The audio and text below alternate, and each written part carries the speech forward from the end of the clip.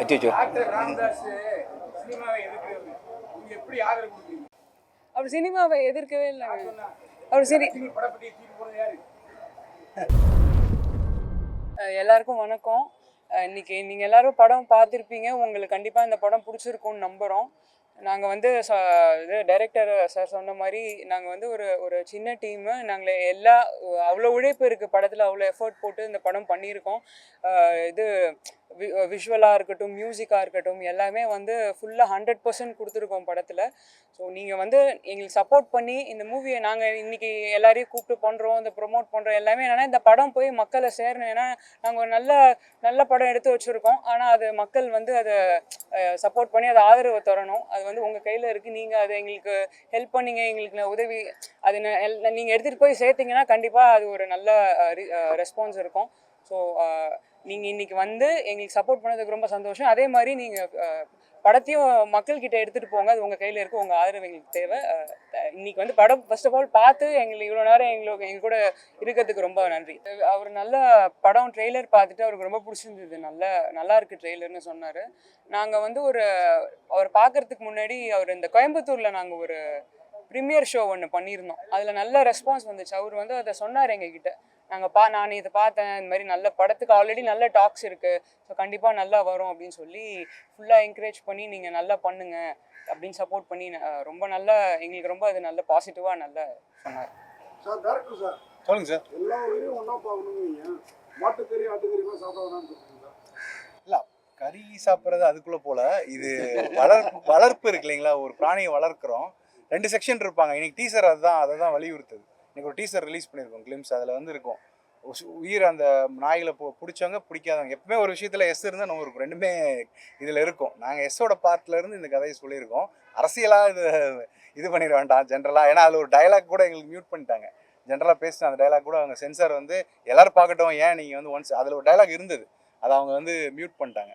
So அதனால் இதான் message தான் எல்லா ஊரையும் பார்க்கணும். அதான் நான் சொல்கிறது க்ரூயல்ட்டியாக இல்லை, அது சொல்கிறேன். க்ரூயல்ட்டி பண்ண அந்த கேரக்டர் தானே வலுவான கேரக்டர். அவங்க சிங்கிள் மதராக இருந்து கிராமத்தில் நிறைய பெண்கள் நம்ம பார்த்துருப்போம். ஸோ அந்த கேரக்டரோட ஒரு போர்ட்ரேலாக அது இருந்தால் நல்லா இருக்கும்னு நாங்கள் நம்புவோம். ஸோ அதுதான் ரொம்ப முக்கியம். கதையோட ஆணி வேற அந்த கேரக்டரை சுற்றி தான் மிச்சம் எல்லா கேரக்டர்ஸ்க்கும் ஒரு பிளே நடந்துக்கிட்டே இருக்கும். அவங்க ஸ்டபானாக இருப்பாங்க. மலையிலேருந்து ஒரு மாமா இறங்கி வந்துட்டார், அவரோட தம்பி இறங்கி வந்துட்டார். ஆனால் அவங்க அங்கே தான் இருக்காங்கன்றப்போ அவங்க ரொம்ப ஸ்ட்ராங்காக இருப்பாங்க. அவங்க எல்லாத்தையும் ஏற்று நிற்கிறாங்க. நான் அவ்வளோ வருஷமாக போராடுறாங்கல்ல, அப்போது ஆல்மோஸ்ட் அவங்க அந்த கேரக்டருக்கு ஒரு பெரிய வெயிட் இருக்குது படத்தில்.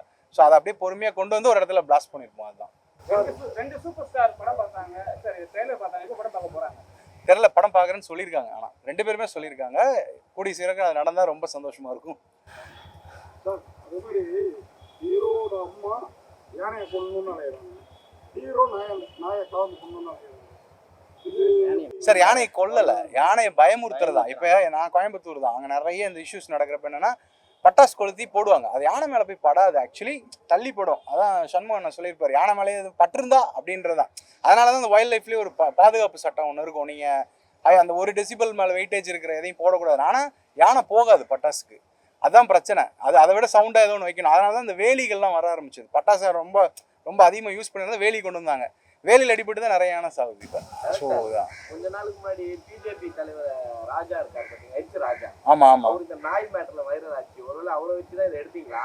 தெரியலீங்களா? அது எனக்கு தெரியலையே, எனக்கு தகவல் தெரில, நான் பார்க்கல அந்த தகவலை. இல்லை, இது வந்து கேரளாவில் ஒரு 2012 அந்த காலகட்டத்தில் நடந்த ஒரு சின்ன சம்பவம். அந்த சம்பவம் இன்னும் கோர்ட்டில் இருக்கிறதுனால அந்த கதையை டெய்லில் போட முடியல. அதனால இன்ஸ்பயர்ட் பை ட்ரூ இன்சிடென்ட்ஸ்னு போட்டோம். நீங்கள் ஜென்ரலாக போய் செக் பண்ணிங்கன்னு தெரியும். ஸ்டேட் ஆஃப் கில்லிங் வந்து கொஞ்சம் ஹையாக இருந்த டைமில் நடந்த ஒரு நாட்டு. அதை நம்ம எடுத்து இப்போ இருக்கிற கமர்ஷியல் ஆஸ்பெக்டில் ஒரு hero talk love emotion fix பண்ணி வச்சு அதை அப்படி கொண்டு வந்தது தான். நிறைய சம்பவங்கள் வந்து உண்மையாக இருக்கிற சம்பவங்களோட தொகுப்பு தான் இந்த கதை, complete screen play. Audio lecture கூட ஒன்று பேசியிருந்தீங்க, போரில் கூட இதை பயன்படுத்தி. ஆமாம், இது எந்த போரில்? இல்லை, போருன்னு இல்லை, இது ராஜராஜ சோழன் காலத்தில் இது சம்மந்தப்பட்டது. நம்ம போரில் நம்ம யூஸ் பண்ணது இல்லை, போர் நாய். இது போர் நாய் வந்து போர் படையாகவே வச்சுருந்தாங்க. அப்போ இந்த ப்ரீட் அதில் இருந்தது, ஒரு நாட்டு நாய்க்கான ப்ரீடாக இருந்தது. இப்போ நீங்கள் ஜென்ரலாக கோண அரசுன்னு சொல்கிறோம்ல, அந்த மாதிரி அலங்குனா நாய், அதுதான் ஃபிக்ஸேஷன் இருக்குது. ஹிஸ்டரி இருக்கு. சென்சார் என்ன சொன்னாங்க? ஏன்னா நாட்டுக்கோழி இப்போ வந்து மேக்ஸிமம் எல்லாத்தையும் பேன் பண்ணிட்டாங்க. அது ஆக்சுவலி யூஸ் பண்ணக்கூடாது. இல்ல அது அவங்க இல்லீகலா தான் யூஸ் பண்றாங்க கதையில. அதான் அரெஸ்டே பண்றாரு, போலீஸ்கார் அரெஸ்ட் பண்ணிடுறாரு, வார்ன் பண்றாரு. தெரியாம தான் அவங்களோட பாதுகாப்புக்காக அவங்க வச்சிருக்காங்க. அவங்க போய் வாங்க முடியாதுல்ல, மார்க்கெட்ல இருந்து ப்ராப்பரான இதெல்லாம் வாங்க முடியாது. ஸோ அவங்கள தயார் பண்ணி வச்சுக்கிற ஒரு விஷயம் தான். போலீஸும் அதுக்கு வார்ன் கொடுப்பாங்க, ஃபாரஸ்ட்டும் அதுக்கு எகெயின்ஸ்டாக தான் இருப்பாங்க அந்த கதையில. இன்னொரு தடவை விட மாட்டேன் சார் ஃபாரஸ்ட்காரர் சொல்லுவார். அப்புறம் அந்த சீன் மாறணும், கதையோட மூட் மாறுறப்ப அந்த கேரக்டர் கெஞ்சி கேட்டதுக்கப்புறம் சரி ஓகேன்னு விடுவாங்க, வார்ன் பண்ணி தான் விடுவாங்க. இப்போ இவங்க உயிரை காப்பாற்றிக்கிறப்ப அதை யூஸ் பண்ணுறாங்க. பேன் பண்ணியிருக்குதான். அப்படி பார்த்தீங்கன்னா எல்லா படங்களையும் எல்லாமே பேன் தான், ஆனால் வெட்டிக்கிறாங்க. 2 பேருக்கு தங்கமித்ரா மேடமுக்கும் அவருக்கும் இப்போ இருக்கிற சினிமாவில் பார்த்தீங்கன்னா 2 விதமாக பிரிச்சுட்டாங்க. ஒரு கேட்டகரி இந்த ஜாதி, இன்னொரு கேட்டகரி அந்த ஜாதி. பட் 1 இயரும் உள்ள இறங்கிட்டீங்க. நீங்கள் சினிமா எடுத்தீங்களா இல்லை நீங்களும் கேஸ்ட் வைஸ் கிளம்பிட்டீங்களா? நான் சினிமாவா நம்ம எல்லாருக்கும் எல்லா மக்களுக்காகவும் தானே எடுக்கிறோம். இப்போ இந்த படம் எப்படி எல்லாருக்குமே பிடிக்குமோ அந்த மாதிரி தான் நான் படம் எடுக்க போகிறேன். ஸோ இது ஒரு தரப்பு ரெப்ரசன்ட் பண்ணி, பட் எல்லா சைடோட கதையும் கண்டிப்பாக நான் சொல்லுவேன். அது வந்து ஒரு நல்ல படமாக மக்கள் எல்லாருமே வந்து அது தவறாக யாரையும் குறிப்பிட்டோம் அந்த மாதிரிலாம் எதுவும் இருக்காது. எல்லாருமே என்டர்டெயின் ஆகிற மாதிரி எல்லாருக்குமே பிடிக்கிற மாதிரி கண்டிப்பாக நான் படம். அவர் கேட்டிருக்காங்க. இல்லை யாராவது ஒருத்தவங்க நீங்கள் சொல்லுங்கள். அரசியலை பற்றி அவருக்கு எல்லா புரிதலும் இருக்கு. ஆனால் சினிமா பற்றி கேட்டால் போயான்னு சொல்லுவார். இல்லை அப்படிலாம் சொல்ல மாட்டேன். அவர் என்னன்னா நிறைய இடத்துல கேட்டே இருக்கும். அவர் எப்போ படம் பார்க்க போறாரு, என்ன அவருக்கு ஃபீட்பேக் வர இல்லை நாங்கள் வந்து அவர்கிட்ட நாங்கள் ட்ரெய்லர்லாம் காமிச்சோம். அவருக்கு பிடிச்சது ட்ரெய்லர். நாங்கள் அப்போ சொல்கிறப்பே வந்து நீங்கள் பெருமைப்படுற மாதிரி இருக்கும் படம் அப்படின்னு சொல்லி தான் காமிச்சோம். கண்டிப்பாக அவருக்கு ஒரு டைம் கிடச்சி, அவருக்கு எப்போ ஃப்ரீயாக இருக்காரோ நாங்கள் அவரோட டைமுக்கு ஏற்ற மாதிரி கண்டிப்பாக போட்டு காட்டுவோம். ஒரு கேள்வி, அந்த கோஆபரேட்டிவ் மீட் எக்ஸ்போர்ட் சென்டர் வச்சிருக்கீங்களா, அதுக்கான நெசசிட்டி ஏன் சார் அதை காட்டுறீங்க? அந்த இடத்துல தான் வந்து அந்த நாயை வந்து கொள்ற மாதிரி காட்டுறீங்க. இல்லை ஆக்சுவலி அதானே, அது வந்து என்னன்னா அது ஒரு நம்ம புனைவாக தான் வச்சிருக்கிறோம். அப்படி ஒன்றும் எல்லா ஊரில் இல்லை, புனைவாக வச்சிருக்கிறோம். வேற ஒரு நேமில் எக்ஸ்போர்ட் பண்ணுவாங்க. அந்த குவாலிட்டி ஆஃப் மீட்ஸ் எக்ஸ்போர்ட் பண்ணுறதுக்கு நிறையா யூனிட்ஸ் இருக்குது கேரளாவில். அவங்களோட பேர் வச்சா மாட்டிப்போம் ப்ரைவேட்டாக. ஸோ அதனால் ஜென்ரலிக்காக ஒரு நேம் வச்சிருக்கிறோம். இந்த க்ரூயல்டி ஆஃப் டாக்ஸ் கதை கிரியேட் ஆகிறப்ப அவன் அந்த இடத்த யூஸ் பண்ணிக்கிறான் வில்லன். அவ்வளோதான். அந்த சவுண்டில் அது சவுண்டில் தான் காட்டியிருக்கோம், விஷுவலாக காட்டல. வரும்போது காட்டுக்குள்ளே படம் எடுத்துருக்கீங்க, உங்களுடைய அந்த கஷ்டம் இல்லை இது கதையை எழுதுறப்பே அது ரொம்ப ஸ்ட்ராங்காக இருந்தது சார். கதை தான் 80% காட்டுக்குள்ளே தான் இருக்கும். காடுகளை தேடி அலைஞ்சு லிங்க் அவுட் பண்ணி அதை பிடிச்சி பண்ணோம். ரொம்ப டஃப் தான். ஒரு இடத்துலேருந்து ஒரு இடத்துக்கு ட்ராவல் ஆகணும். மெயினாக ஜீப் தான் மெயின் போர்ட்டல். இதில் ஜீப்பில் தான் போக முடியும். அப்புறம் ஒரு இடத்துல நடந்து போகணும். ஹில் ஸ்டாப்ஸ் எதுவுமே வந்து ரோட்ஸ் கிடையாது. ஸோ அது எல்லாத்துக்குமே நடந்து போகணும். டைம் ரொம்ப டிரைவாக இருந்தது. ஒரு கம்மி டைமில் அவுட்புட் அச்சீவ் பண்ணுற வேண்டிய சூழலும் இருந்தது. சில குட்டி குட்டியான விஷயங்கள் எல்லாம் தவிர்த்து அதை ஒர்க் பண்ணி தான் இது கொண்டு வந்திருக்கோம் இந்த அவுட்புட்டை. இருக்க ஹீரோலாம் பார்த்தீங்கன்னா அவங்க சுச்சுவேஷனுக்கு ஏற்ற மாதிரி நடிப்பாங்க, கதையை மாற்றிப்பாங்க. இப்போ இவரும் பெரிய இடத்துல இருந்து வராரு. இவரு உங்க ஸ்டோரிக்கு எப்படி ஒர்க் பண்ணாரா, இல்லை அவருக்கு ஏற்ற மாதிரி வசதியா இந்த சீன் இப்படி மாற்றுங்கன்னு சொன்னாரா, இல்லை சினிமாவில் ஜெயிக்கணும்னு? இல்லை சார் அப்படி சொல்ல. ஆக்சுவலி என்ன நடந்ததுன்னா, இந்த கதையை நான் அவருக்கு பிச் பண்ணுறப்ப படத்தில் முதல்ல ஹீரோயினே கிடையாதுங்க. இதை ஒத்துக்கிறதா இருந்தால் கதை சொல்ல ஆரம்பிக்கிறேன்னு ஆரம்பித்தேன். எனக்கு அது அந்த மாதிரி படம் பண்ணணும்னு ஐடியாவும் இல்லை. இல்லை சார் நீங்கள் கதை சொல்லுங்கள் நான் கேட்குறேன்னு ஃபுல் கதை கேட்டுட்டாரு. அதுக்கப்புறம் அதை பற்றி டிஸ்கஷன் வரப்போ கூட அவங்க ரொம்ப இதாக இருந்தார். ஹீரோயின்லாம் வேணாம் சார், அதெல்லாம் இது கரெக்டாக இருக்குது, இது அப்படியே ஷூட் பண்ணலாம் சார்னு சொல்லி தான் இறங்கினார். கரெக்ஷன்ஸ் எல்லாம் சொல்லலை, சஜஷன்ஸ் இருக்கும். அது வந்து எல்லாருமே சொல்லுவாங்க சஜஷன்ஸ். அதில் எது சரியாக இருக்கோ எடுத்துப்பேன். சரியா இல்லை அது யார் சொன்னாலும், டீமில் யார் சொன்னாலுமே எடுத்துக்கிற ஆள் தான். சரியா இல்லைன்னா ஓகே, அதை வந்து நான் இல்லைன்னு சொல்லுவேன் ஆன் த ஃபேஸ். அதுதான் என்னோட படமே வந்து நல்ல டைட்டில் அழகு. தாத்தா என்ன சொன்னாரு கேட்ட உடனே? அவர் வந்து தமிழ் பேரான்னு கேட்டார்.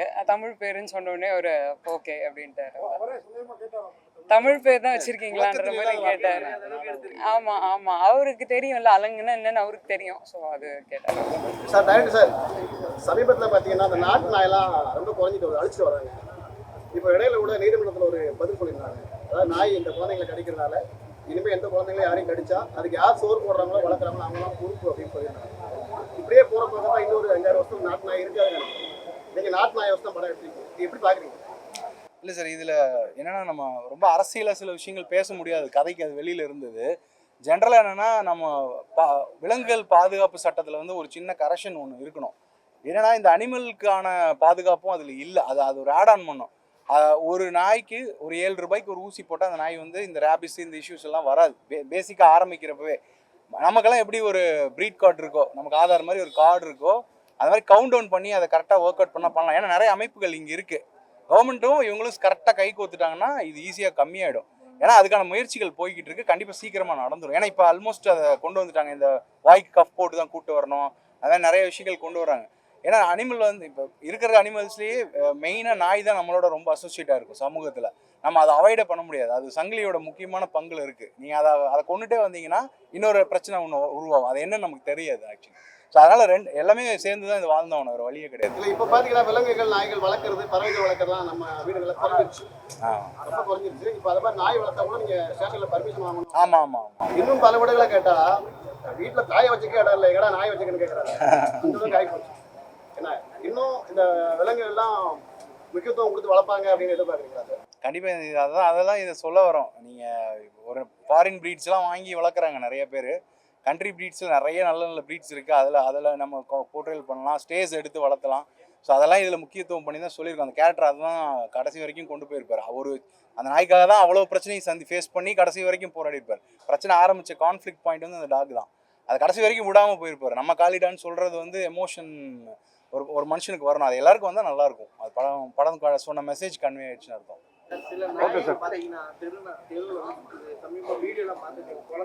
கடிச்சிரு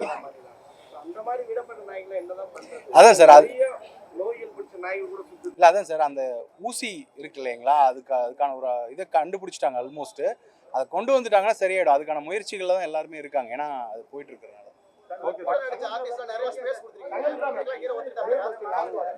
எல்லாருமே அதான் கதையே அப்படிதான். செல்ஃபி ஜிவி பிரகாஷ் குமார் கூட அண்ணனை சைன் ஹீரோ மாதிரி கொண்டு வந்தீங்க, இந்த படத்துல சோலோ ஆக்கிட்டீங்க. அடுத்த படம் எப்படி சோலோ தானா? இதுக்கு அடுத்து கதை கேட்டுட்டு இருக்கிறோம், கதை தான் நம்மளுக்கு முடிவு பண்ணணும். இன்னொரு ஹீரோவா இறங்குற பிளான் தெரியல எதுவுமே இல்லைங்க. சார் போதும் சார், தேங்க்யூ தேங்க்யூ. அடா சொல்லுங்க.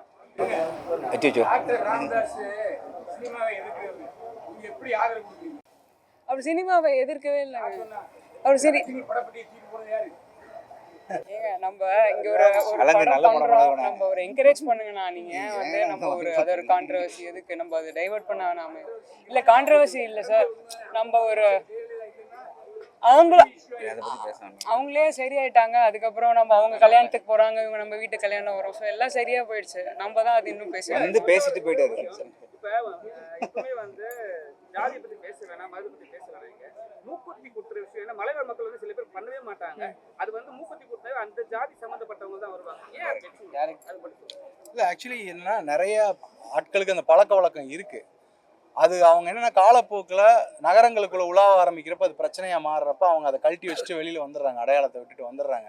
ஆக்சுவலி அவங்களுக்கு அடையாளத்தை அழிக்கிறதுல இன்ட்ரெஸ்ட் கிடையாது. நான் ஒரு புக்கில் படிச்சிருக்கேன், எங்களோட அடையாளத்தை ஒரு பச்சை குத்திருப்பாங்க, எல்லாருமே கையில் இந்த சைடில் பச்சை குத்திருப்பாங்க.